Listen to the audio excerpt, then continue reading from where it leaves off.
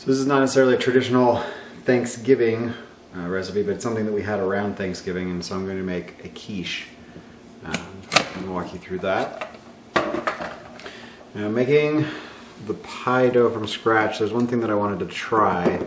I'm measuring it out by weight because I want to replace some of the butter with some bacon fat that I've been collecting, just to see if I can get a different flavor profile going on it.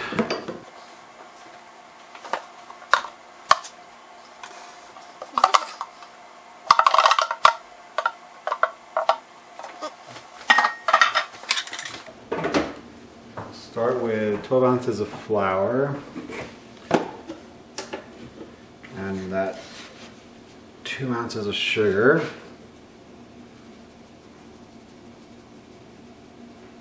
And because this is a savory one, I may just leave it at a half an ounce of sugar.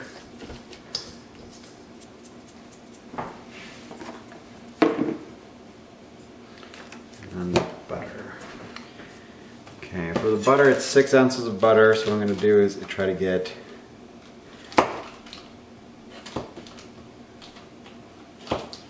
two ounces of that to be bacon fat.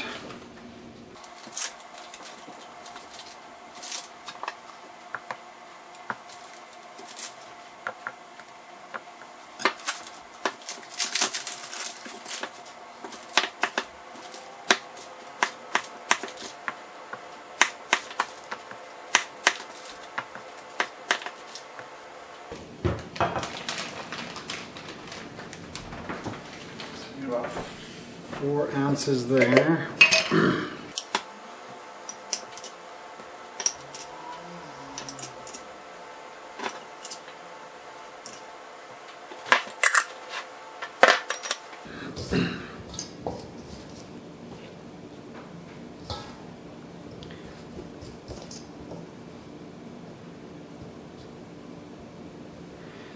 The bacon fat's going to be very much more malleable, so I gotta make sure I get these butter pieces kind of worked in first, and then work on the bacon fat so it doesn't quite disperse fully in, but it still gives me some pockets.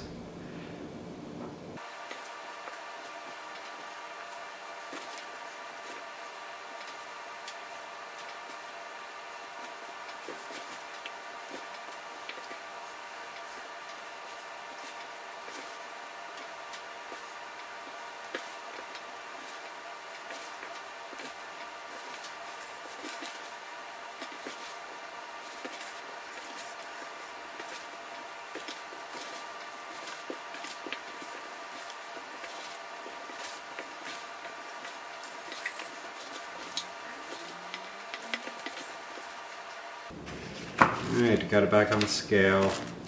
Need some salt, which is about 0.13 ounces.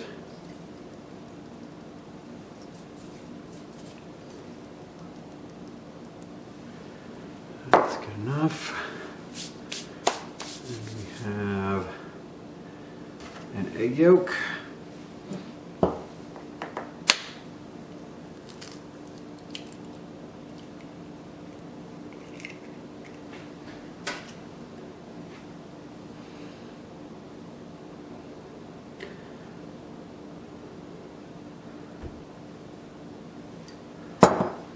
And then 3 ounces of cold water.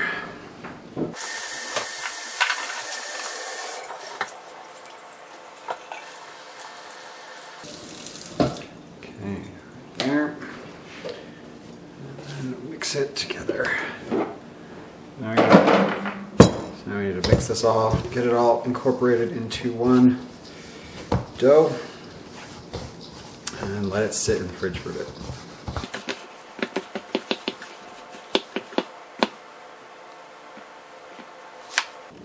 Like last time, do need a little bit more flour to get it into one solid dough. So we don't want to work the dough too much.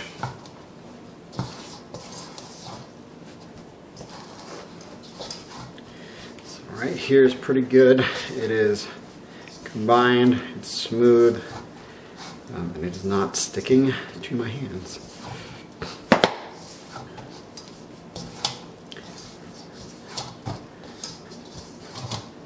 At this point, chill it in the fridge for a couple hours.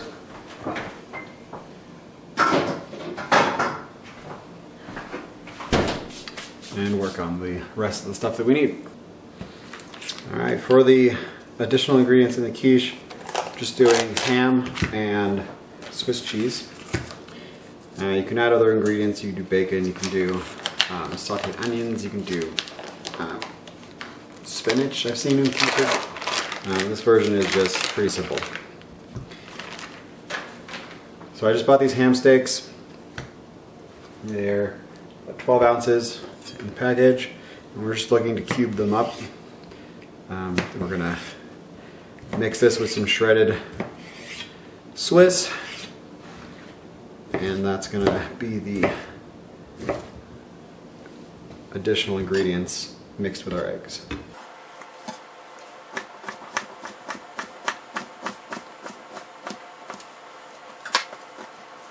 So I've cut up 2 packages of this. I'm just gonna collect them here. I'm gonna do 2 of these pies. One with the homemade crust, one with the prefabricated frozen crust.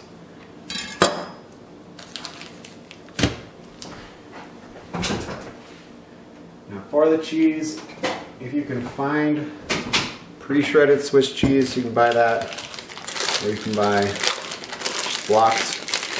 These are 8-ounce blocks of cheese that we're just going to grate.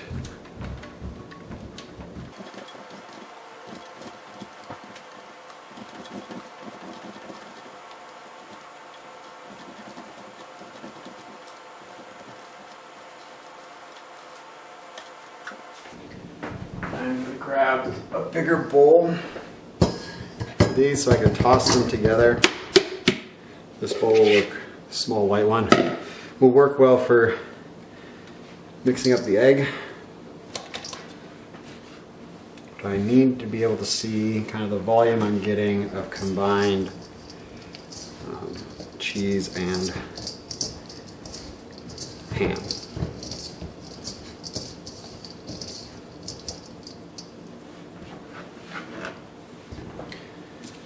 I'm probably going to do another block of cheese.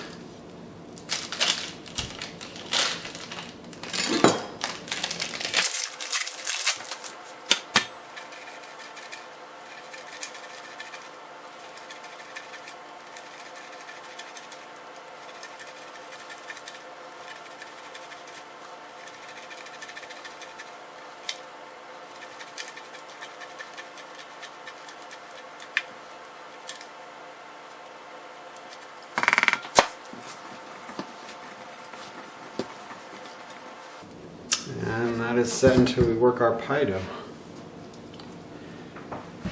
So having let our pie dough rest, you actually need to roll it out and get it in the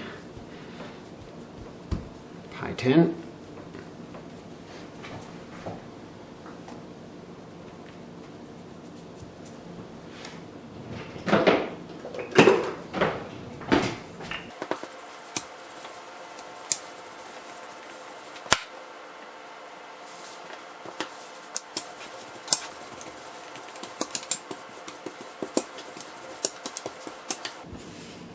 And when you're rolling pie dough, if you notice there's one side that's longer than the other, you can always push down on one side of the rolling pin as you're rolling out, and that can help even out, give you a little bit more direction on what you're doing, a little more control over what area is going. You don't have to do even pressure the entire time across everything.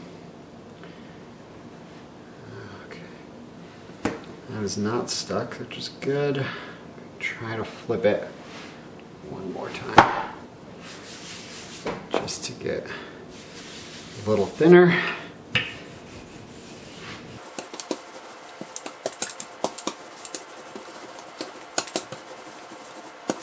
Okay, pull out my pie tin looks about right. I'm now going to fold it in quarters and put it in.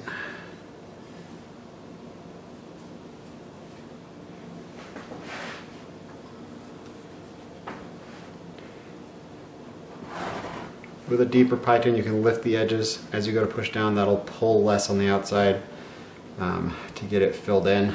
If you just kind of push down, you're stretching it at that point, you could get a tear at the bottom of your pie, which you don't want. As you can see, I've got a good coverage here.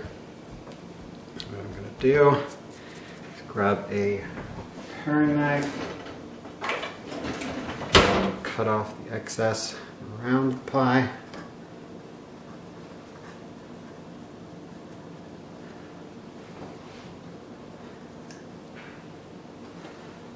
And put that aside. Okay,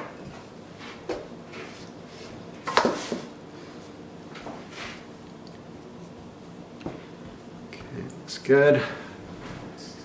Grab our ingredients. We're going to fill this shell with what we've got. Now we don't want to fill it up too high. We do need to get the egg in there. This is about good. The rest of it will go in the other one.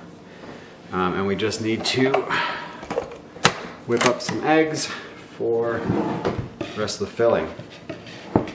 Pull this over here.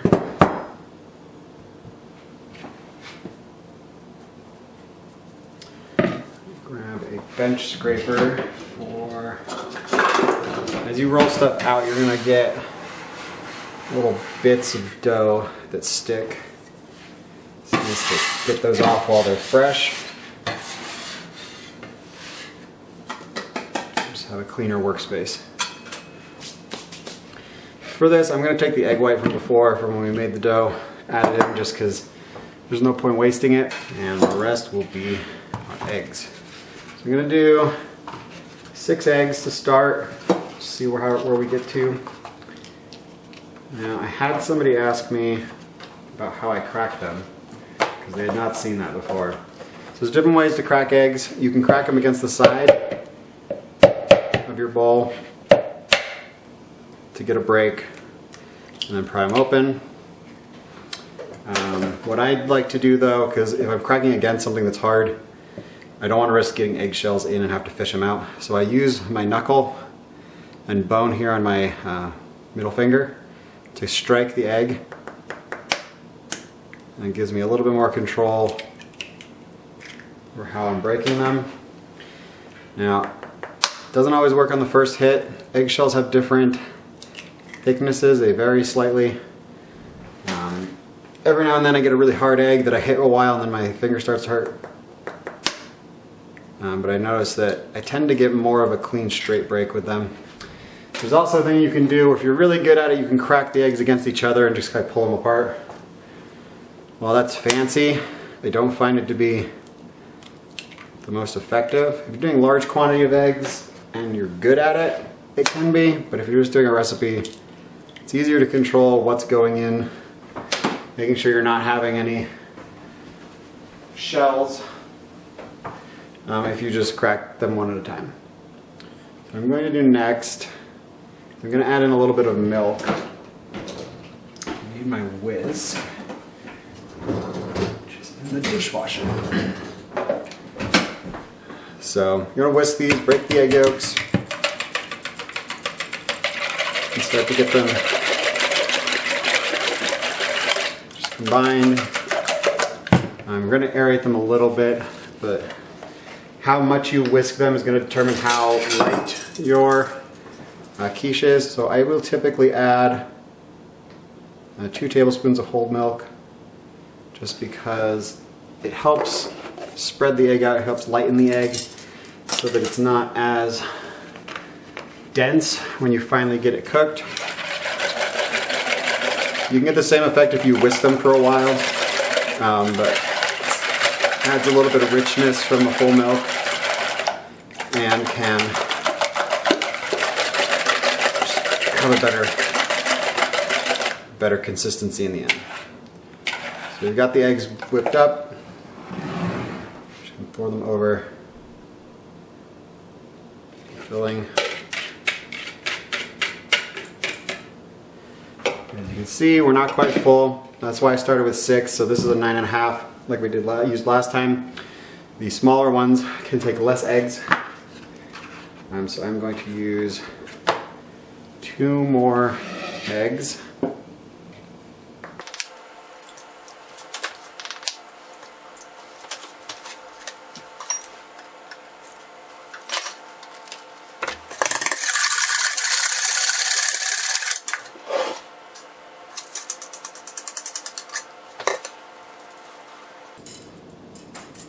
So you can see everything is kind of sitting in the eggs.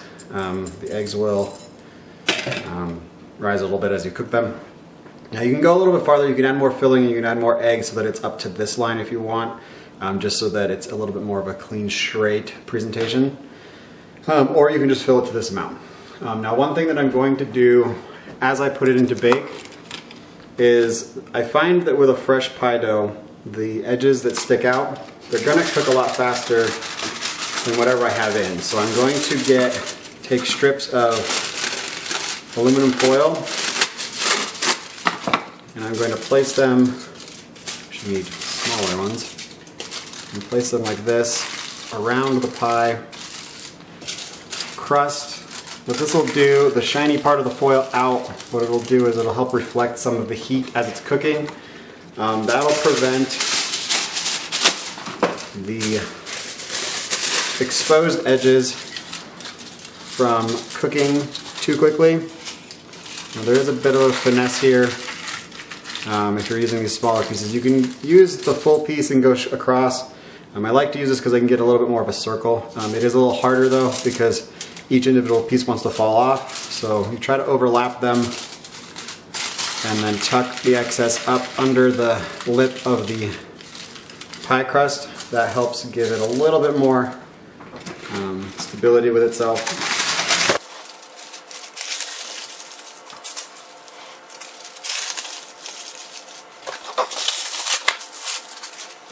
We don't have this typically come up with frozen pie crusts because they typically have you put everything in and put it in straight frozen. And since it has to thaw, the thawing is the time that it keeps it from browning. Not too much. I'm going to take this, I'm going to lift it gently, try to keep this foil on. I'm grabbing the bottom of the tin rather than the lip of the tin so I can get it in.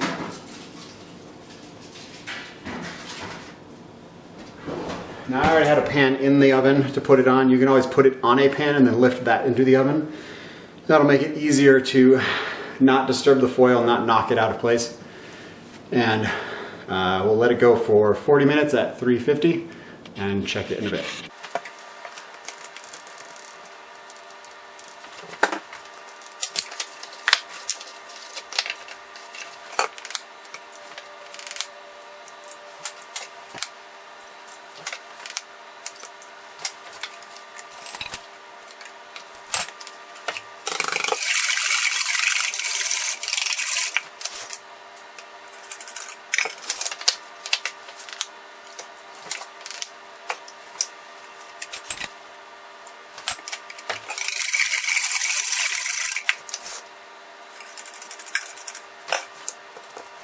Total cook time on them ended up being about an hour.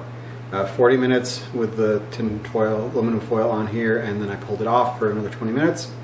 And you may be able to see here a little bit, this is where one of the pieces of aluminum foil fell off. So it got a little bit browner. So if you want it browner, you take the foil off earlier, and that will result in it being a browner crust. And then to cut it,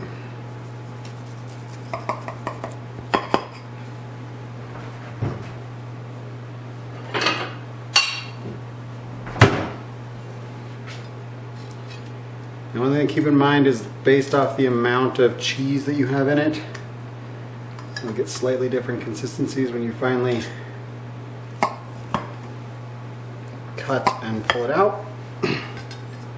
As long as the egg is cooked through, you're fine.